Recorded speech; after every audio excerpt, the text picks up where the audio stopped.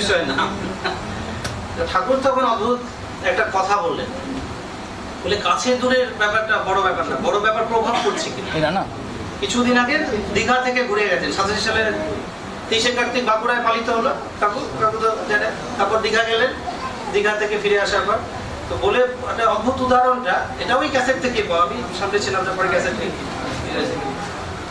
যে একটা মাটির মূর্তি আর একটা সমান আইডেন্টিক্যাল পাথরের মূর্তি ধরো সমুদ্রের ধারে রাখা হলো, বলে 1000 বছর পরেও দেখবা পাথরের মূর্তিটা রুমি এমনি একটু নখ গেছে, একটু আঙুল গেছে, সমুদ্রের ঢেউ সমুদ্রের ঠিক পাশে রাখা হয়েছে, আর 8 ঘন্টা পরে মাটির মূর্তিটাকে পাবে না।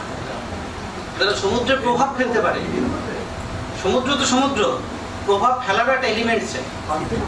তো এই কাছে দূরের প্রসঙ্গে এরকম বলা আছে, বুঝতে পারছো?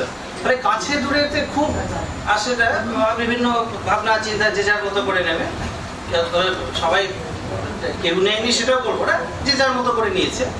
মানে কাছে থাকার গুরুত্ব, কাছে থাকার গুরুত্ব তুমি যে নেওয়ার সে সব করার নিয়ে নেবে, যেখান থেকে ঠাকুরের ভাবনাটা আস্তে আস্তে সুযোগ এসেছে। কাছে থাকার অবশ্যই খুব অ্যাডভান্টেজ আছে, সুযোগ কাছ থেকে ঠাকুরকে দেখার যে সুযোগটা আছে।